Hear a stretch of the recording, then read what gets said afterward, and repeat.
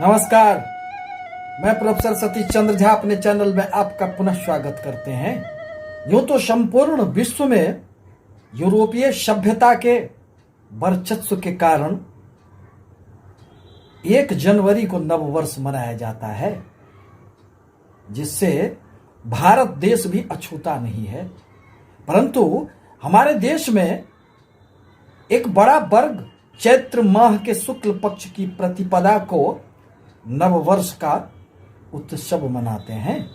यह दिवस हिंदू समाज के लिए अत्यंत विशिष्ट माना गया है, क्योंकि इस तिथि को ही नया पंचांग प्रारंभ होता है और वर्ष भर के पर्व, उत्सव और अनुष्ठानों के शुभ मुहूर्त निश्चित होते हैं।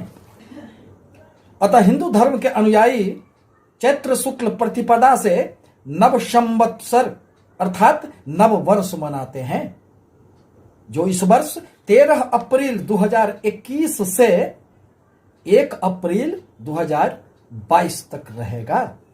इस बार यह संयोग अत्यंत शुभ रहने वाला है, क्योंकि 13 अप्रैल को ही मंगलवार को 2:32 पर सूर्य देव का राशि परिवर्तन होगा और वह अपनी उच्च की राशि मेष राशि में संचरण कर जाएंगे। अब इस वर्ष जहां मुख्य ग्रहों की बातें हैं, तो देव गुरु बृहस्पति 6 अप्रैल 2021 को मकर राशि को छोड़कर कुंभ राशि में प्रवेश कर चुके हैं और वह 20 जून 2021 से बकरी अवस्था में कुल 120 दिन रहने वाले हैं। तत्पश्चात वह पुनः मकर राशि में प्रवेश कर जाएंगे और 20 नवंबर 2021 को पुनः मकर राशि से अपनी नीच की राशि को छोड़कर कुंभ राशि में प्रवेश कर जाएंगे। अब जहां तक शनि ग्रह का प्रश्न है, तो शनि ग्रह स्वगृही मकर राशि में अभी विद्यमान है, जो इस पूरे वर्ष भर अपनी राशि में रहेंगे। परंतु 23 मई 2021 को मकर राशि में बकरी अवस्था में रहकर जो 11 अक्टूबर 2021 को पुनः मार्गी होंगे। इस प्रकार इस साल 141 दिन शनि ग्रह बकरी रहेंगे। अब जहां तक राहु का प्रश्न है, तो राहु ग्रह वृषभ राशि में रहेंगे और केतु वृश्चिक राशि में विद्यमान रहेंगे। इन सारे ग्रहों के गोचरीय प्रभाव से मेष राशि वालों के लिए जीवन में अनेक प्रकार के सुख एवं सुखद परिणाम प्राप्त होने वाले हैं। मेष राशि जो स्वतंत्रता पसंद राशि माने गए हैं, किसी की अधीनता इन्हें स्वीकार नहीं होती है, क्योंकि ये तो मंगल प्रधान राशि है। फलतः मंगल की ऊर्जा, मंगल की अग्नि, मंगल के क्रोध के कारण इनमें भी क्रोध की अधिकता देखी जा सकती है। मेष राशि के व्यक्ति में धैर्य की अक्षरशः कमी होने के कारण जीवन में उन्हें अनेक प्रकार की परेशानियों में भी गुजरना पड़ता है। परंतु स्पष्टवादी साहसी प्रवृत्ति होने के कारण एवं दृढ़ इच्छा शक्ति के कारण ये जीवन में खूब सफलता को प्राप्त करते हैं। अब जहां तक मेष राशि के लिए 13 अप्रैल 2021 के कुंडली के अनुसार आपके मंगल द्वितीय भाव में राहु के साथ अंगारक योग का निर्माण करेंगे। अतः अपने वाणी पर आपको ध्यान रखना आवश्यक होगा।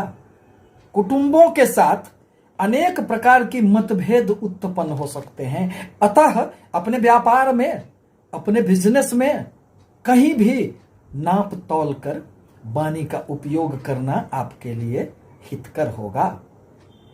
वैसे राशि स्वामी का, लग्न के स्वामी मंगल का आपके धन भाव में बैठना यह पूरे वर्ष संकेत करता है कि धन के लिए इस वर्ष आपको किसी भी प्रकार की परेशानियों का सामना नहीं करना पड़ेगा।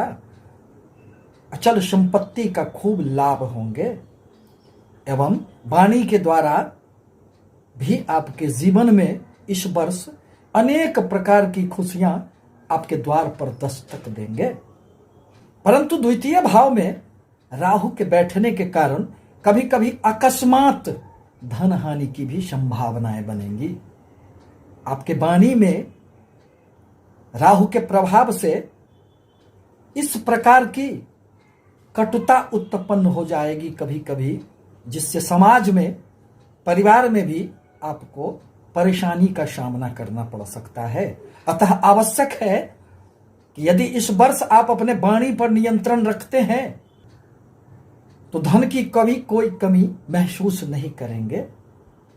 आपके चतुर्थ स्थान के स्वामी चंद्रमा आपके शुक्र के साथ आपके राशि में ही विद्यमान रहेंगे। परिणाम स्वरूप माता, भूमि, भवन, वाहन सुख में इस वर्ष वृद्धि होंगे। यदि किसी भी प्रकार का मकान लेने का स्वप्न देख रहे हो, वाहन खरीदने की कोई भी योजना हो, तो आपको निश्चित रूप से इस वर्ष पूर्ण होंगे, क्योंकि चंद्रमा शुक्र के साथ लग्न में विराजमान है, अच्छे शुभ घर में विराजमान है।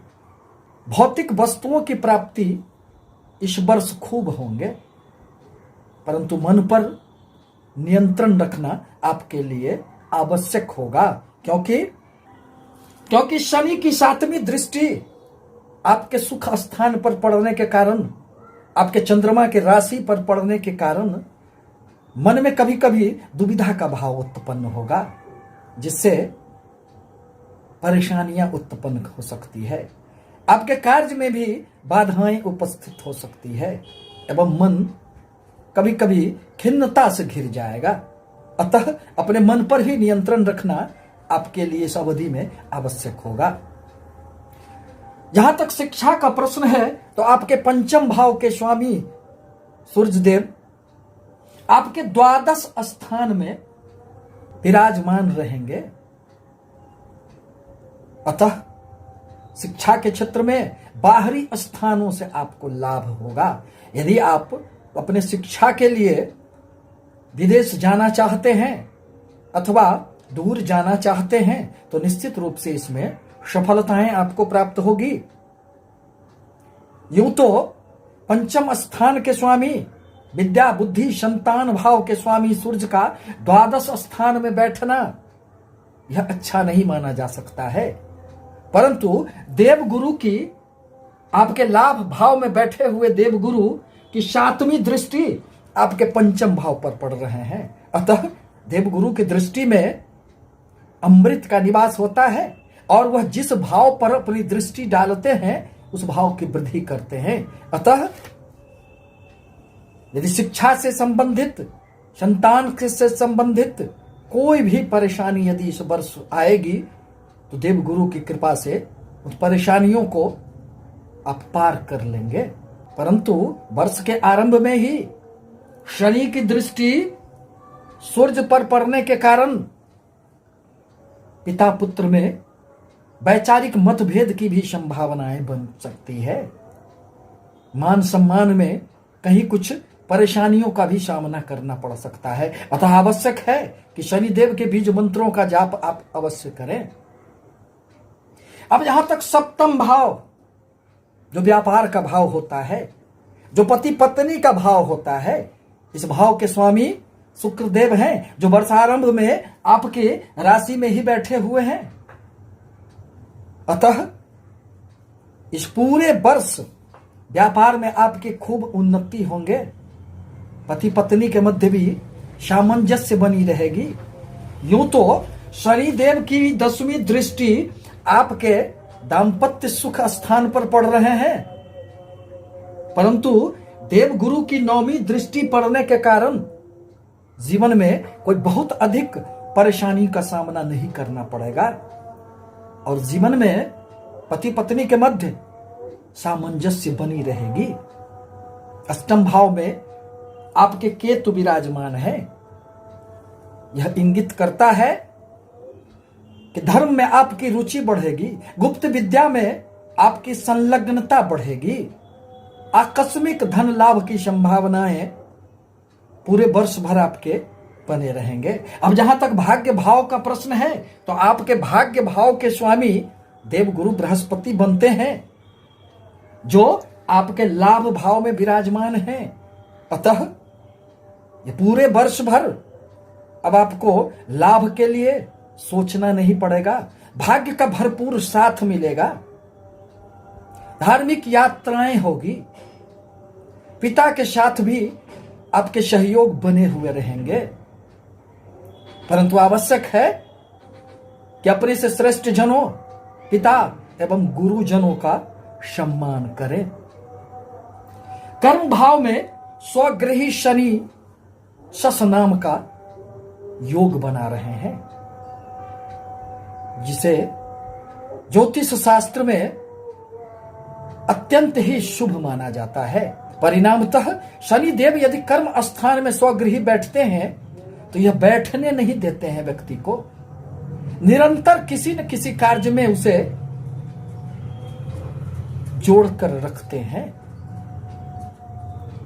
थोड़ी बहुत समस्याएं तो आती है, परंतु कार्य में कभी बाधाएं नहीं आती।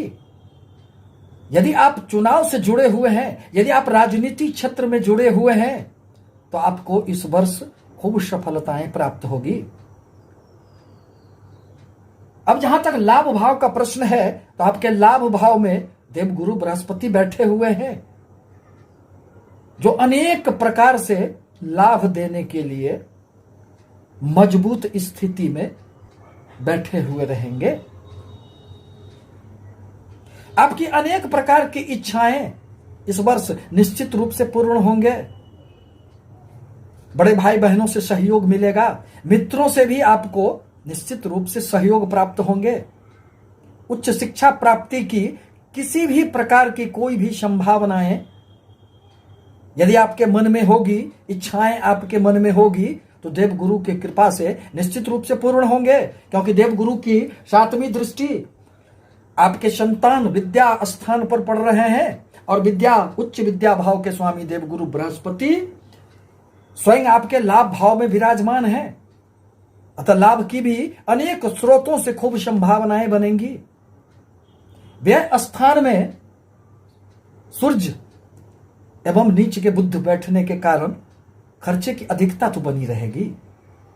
स्वास्थ्य में भी थोड़ी सी बाधाएं उत्पन्न होगी एवं शत्रुओं से बच के रहना आपके लिए नितांत आवश्यक होगा। यदि आप ऋण लेना चाहते हैं अपने व्यापार के लिए तो इस वर्ष उसमें भी आपको सफलताएं मिलेगी। इस प्रकार कहा जा सकता है कि इस वर्ष मेष राशि वालों को, मंगल प्रधान राशि मेष राशि वालों को जीवन में अनेक प्रकार के शुभ परिणाम प्राप्त होंगे।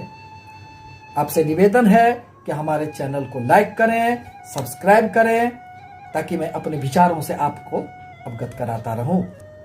धन्यवाद।